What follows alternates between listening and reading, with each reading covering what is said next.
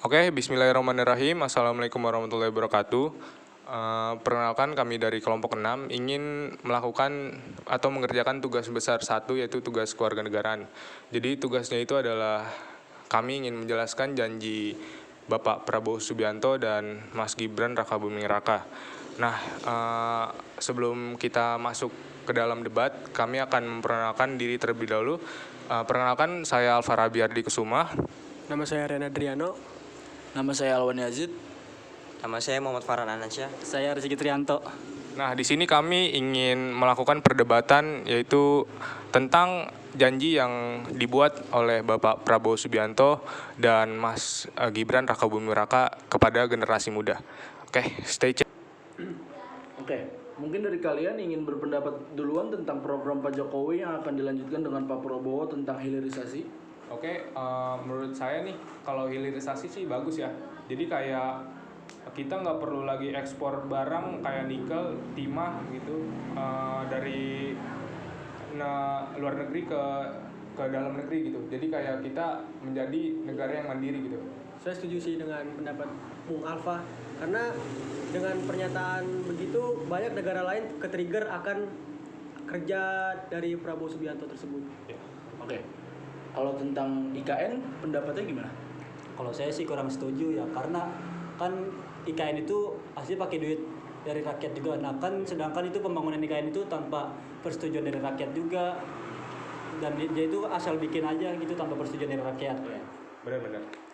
Setuju sih dengan pendapat Aris, karena dibuatnya IKN itu tidak ada persetujuan dari rakyat dan IKN itu hanya Membatasi ya. Iya. hanya ada Iya, pembatasan 2 juta penduduk. 2 juta penduduk dan itu hanya diikuti oleh orang-orang yang menengah ke atas. Iya, benar. Ya, sedangkan warga Indonesia aja 300 juta ya kalau nggak salah ya. Iya, benar. Hampir lah, Ya, hampir. hampir. Tapi dibatasi dengan 2 juta penduduk doang. Oke, selanjutnya tentang Pak Prabowo yang mau membangun 300 fakultas kedokteran di suatu daerah, menurut kalian gimana? Kalau menurut saya ya, 300 fakultas itu kan banyak ya kalau menurut saya.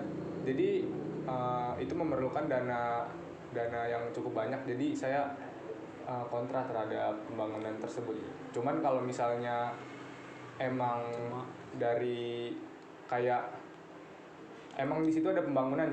Nah, kita kan nggak tahu dana untuk masuk ke dalam Untuk membuat apa? univ. Iya, kayak Universitas. membuat universitas gitu kan kita nggak tahu dananya berapa. Kalau misalnya dananya murah bagi masyarakat gitu, jadi kita saya setuju sih.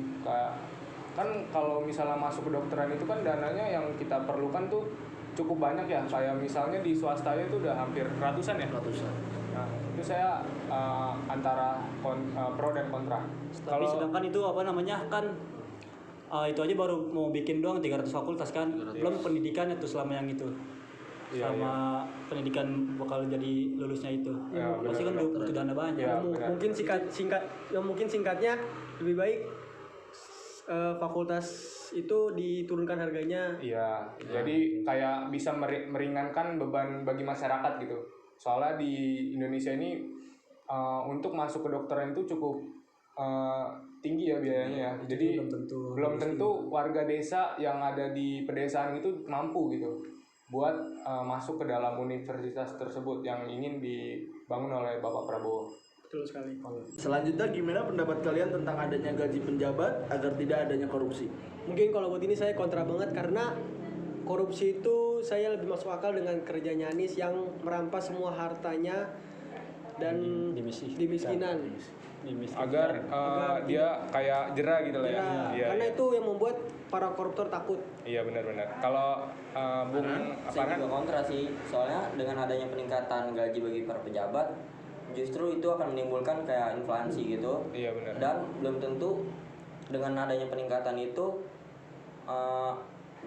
pejabat iya kayak tidak akan melakukan Iya. korupsi gitu loh. benar-benar. Tapi juga kan pejabat kayak kan korupsi itu kan kagak bakal rasa puas ya, apalagi kan ini dinaikin juga, makin naik pajaknya pejabatnya.